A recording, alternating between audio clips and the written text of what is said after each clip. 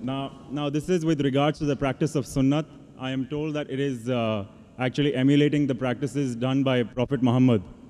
And if we're only supposed to bow down to the formless God, why do we follow practices which are done by a human incarnation, particularly things like growing your hair to a certain length, which may not have a particular significance in terms of benefit, or kissing the Hazrat Aswad when someone also declined that you're just a stone, and Prophet Muhammad didn't kiss you, I wouldn't do this either. Brother asked a very good question. He asked a very good question that when we agree Prophet Muhammad, peace be upon him, is not Almighty God, why do you have to emulate him?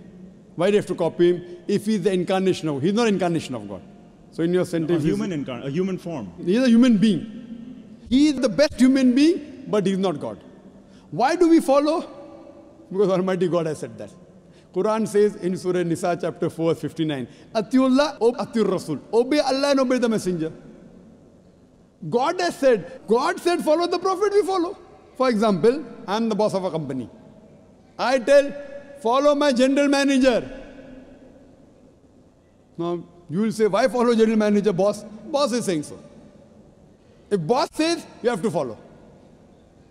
Unless the general manager goes against me, and if the trusted general manager never go against me. So similarly, the Prophet will never go against the teachings of Almighty God. It is because he is the messenger who has got the message of God for us. So when you emulate him, it gives us more blessings. But we can't worship him. We love the Prophet. We revere him. We love him. We obey him. But we don't worship him. So people who go to Dargah, Khwaja Moinuddin Chishti and all this is wrong? It's nowhere mentioned in the Quran to go to Dargah. There's no hadith saying go to Dargah.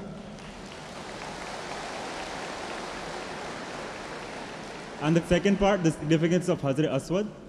Hazrat Aswad again, because the Prophet kissed it, I'm emulating. It doesn't become the fard. It's not compulsory, you have to do it. Sunnat means you will get blessing. But in Sunnat, if you don't do, there's no negative point. In fard, you have to do it.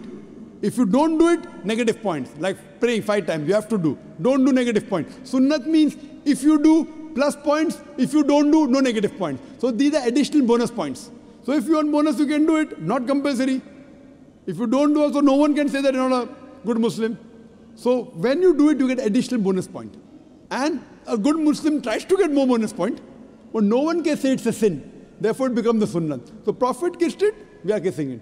Even if you don't kiss it, yet there's no problem. Hope that answers the question. Thanks very much. You're welcome.